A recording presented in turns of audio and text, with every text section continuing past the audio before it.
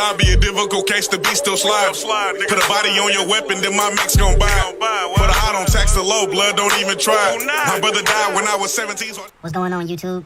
Sacramento Gang Archives here, and today we are here to talk about Derek Franklin, aka D-Steez, aka Mr. 2-3 himself. Now, D-Steez is from the Plazas, and the Plazas is located off Maury and Norwood, and that's in the Heights, but it's kind of close to his Ops neighborhood. And, his Ops is the Manners, and he always talks about that in his song, so I'm pretty sure you guys heard about the Manners. But it's very interesting because in the song that I'll play later on in his video, he said, fuck the Plaza niggas and fuck the Plazas, even though he's a Plaza nigga. I guess because it's some people in the Plazas, and I guess he don't get along with people that come from the Plazas. I'm not saying that he's beefing with the Plazas or Plaza niggas. I just guess it's a divider and some internal stuff going on with him and people from his hood. Now, that is just his hood. He gangs bang, and he bangs a gang called 2-3 Beast Mob, and I'm not from the Heights, so I don't know why they call it 2-3, but it was rumored because they have ops called the Manners, and the Manners main street is 32, and they just flip it backwards and say 2-3. That's why they call each other Rude Boys, because their ops is the Manners, if you can get what I'm saying. They call themselves the Rude Boys because their ops is the Manners. That's gangster. I'm fucking with it. Kind of creative. It's rumored because they have ops called the Manners, and the Manners main street is 32, and they just flip it backwards and say 2-3. That's why they call each other Rude Boys, because their ops is the Manners, if you can get what I'm saying. And that's all located in the north part of Sacramento. And during those childhood years of living in the Plazas, Derek, aka D-Steez, had met a childhood friend by the name of Devin, aka number 7. And I'm going to explain why his name is number 7 in just a bit. But Devin lived under or above D-Steez, and Devin is a real stepper, as he grew up to be. But Dev and D-Steez and Fame were kind of under the wing of somebody named No Good, and No Good formulated a gang for all his little homies called TNG, which is Tiny No Good Gang. But No Good is currently in prison, and it's rumored that he's serving a 12-year sentence, and it's rumored that he's serving a 7-year sentence. And I heard that they had handed the book on him because he was a well-known gang member, and he really should have only got a couple years, but they gave him a lot of time. Now, D-Steez also has ties to the South, specifically the Gas. And I'm not going to say he's from the Gas, but a lot of the TNG members, like Walt and Fame, they ended up getting put on gas and banking gas. And basically what I'm trying to say is D-Steez is heavily connected and well-respected. And he's young. Now, growing up, D-Steez went to school and met a lot of friends. And his shit be slapping, nigga. But it wasn't until he went to Grant Union High where everything kind of came together. And that's where he would meet all his friends and become very popular. And he would even play football. Yeah, me laying on ice. Put this nigga on ice skates. Watch out, nigga. Money team. Now, when they were young, they put numbers behind their names. And to the left, all the way to the left, that's Fame, number 4. And you see Neil, number 9, the rapper from Sacramento. The tall guy with the ponytail throwing up the 2s. That's Bambi, number 5. And Dev, number 7, sitting down. And JJ. Where number 9 at? He was number 5, but I guess that was just his jersey. And right here, you see, to the right, that's number 3, Threezy, and Bambi again. Right along with Dev up top, and he was in jail. And the one to the right of Bambi, that's D-Steez, D-Steez's little brother. He's number 2. Rest in peace. And I'm going to be honest, I don't even know if D-Steez even has a number. Now, JJ shown right here, he ended up getting killed. And he got killed by a boy that was only 14 or 15 at the time. And this happened, I think, November of 2015. And they were at a stop sign, and they were just going to go get some food before a game. And that hurt D-Steez, along with everybody, but D-Steez a lot, because they were very close. No face to no faces, just slide with me. The traditional playing games, trying to ride on you. All top, ready to mask up. You won't be for coming serving like a panther. Fast forward, a year or two later, D-Steez ended up getting shot himself. And it was rumored that he was walking in a neighborhood, in his neighborhood, matter of fact, and somebody from his opposition, I want to say somebody by the name of Ugmac. And Ugmac is actually the brother of the person that shot JJ. And Ugmac, shown in the middle right here, he was a part of that hit that supposedly Mozzie had sent out on Lavish D and Sibo at Menifee Park. And I'm going to be 100% honest with you. Ugmac is a real stepper.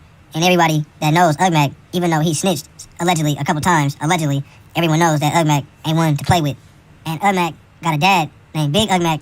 You a snitch, bro. It don't matter, bro. Stepping, whatever, you a snitch, you a rat, bro. And he's not a snitch, he's a reputable from his hood. And Ugmac and the little boy that supposedly killed JJ, they all are from Strawberry Manors. And the crazy part is the Manors is in the Heights. It's just a small section of the Heights that just doesn't get along with the entire Heights. But to be on track, D-Steez recovered, and that's when he began to lift weights. And he told himself he was going to come back stronger than ever. And I don't know if him getting shot is the reason why he stopped doing sports, but he stopped playing football and he began to rap. Now, D-Steez always had a talent for rapping. He just was focused on football and he always just played with the rap. But when he took rap serious, he released his breakout hit, and that's when everyone began to notice him. Maybe because the hook was catchy and the beat was catchy and the video was quite interesting because all the guns he had in him. Nigga, you hella ball. In this party, we got hella pose, you hella ball. In this party, we got hella pose, you hella ball. In this party, we got hella pose. Fuck that shit, do, nigga. Fuck that shit, do, nigga. Bad. His popularity, combined with the aggressiveness, he grew a fan base and he grew one pretty fast. And that song is currently sitting at 1.1 million views. But that song was his first million that he ever got on a video or audio on YouTube. One thing's for certain, after D-Weez caught fire, he most definitely did not look back. He seen he had something going in the way out the hood. So Did this nigga say D-Weez? he took the initiative to just start rapping more and taking it serious, and his confidence grew. Return from the dead. Have me feeling like Machiavelli. 20 minutes stomach got a hard incapacity belly. Thought he shoot a long way. He was hard all day. Now he a rap and this bitch too. This a cold game. Unfortunately, D-Steez kind of messed up his momentum that he was getting, and he caught a gun charge, and he ended up doing a little bit of time, and he got out from doing that time. But another unfortunate event happened, and he ended up getting shot while he was leaving the party by some people from Oak Park. So all that momentum that he got, he kind of messed it up a little bit because he was in the streets a little bit too much, and it kind of interfered with his rap career, and he kind of disappeared for a while. But when he came back with a chip on his shoulder. 700, nigga. I say been gone for a minute. Them bullets, they didn't graze a nigga. Still a plaza, nigga. Half man, half amazing, nigga. Did the features for the F. The homies ain't paying, nigga. If you know me, then you owe me. Operation Glazer, nigga. Funkin' with the homies. These niggas, they think they made a nigga. What? These niggas, they think they made a nigga. Hella bold. Did it by myself, came from the ground up. Not the king of sack. Whoever is, they need their crown. Now, Steez caught fire once again, and he rode that momentum. But unfortunately, due to him being in the street still, and him having people that wanted to kill him due to his past and his actual present from dissing in his songs, It's like that nigga takes steps forward and steps straight backwards, but still doing it though. He's still in the game, man. he ended up catching another gun charge, and it messed up all his momentum and everything he had going for that moment.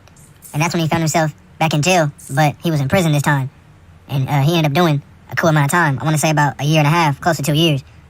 But before he went to jail, he started a little cipher from Sacramento because in the end of the day, D-Steez just wanted to put his homies on. And so... See, I didn't know he started that cipher though. See, you learn something every day. I done learned hella shit today. What kept his name alive when he was in jail was these historic performances that got over millions of views on YouTube and his page. So while D-Steez was in prison, he had went to prison during the midst of all this, and they kept these going on his page and kept his name going. So when he got out of jail, he still had a little bit of momentum because his name was still in the algorithm. Not to mention, he kept surprising people with videos like these. Always let me down, went down for a pole, got out, back for another pole, go hard on my bitch, not dinner, bitch, pass another roll, sweet dick. When D-Steez got out, he had a whole lot of momentum. And quite frankly, he's a marketing genius because he rode that momentum that he had coming out of prison, and he rode the situation that caused him going into prison, and he kind of marketed that into a video. Nigga, that Mo 3 video was being marketing genius too, boy. News in high definition. We're following breaking news. An armed robber on the loose after a short chase in North Fresno. Out of North Fresno, an armed robbery at an AT&T store. When police spotted the suspects, that's when a pursuit ensued.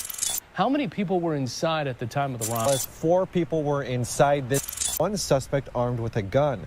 Now the suspects fled, but When D-Steez finally got out, that's when everything began to change for him because he would finally focus on his music and focus on his bag and focus on everything he needed, stuff he wasn't supposed to be focused on. His connections grew rapidly, and he's talking to Gilly the Kid right here on FaceTime.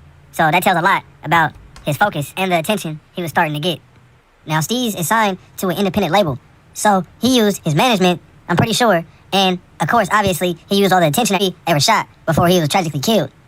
Now, hats off to D-Steez because I don't know how he pulled that off. Light it up. This for them fuck niggas who ain't liking us. And fuck them hoes now, we ain't wifing them. And for my niggas locked down, I gotta shoot a kite or something. Why?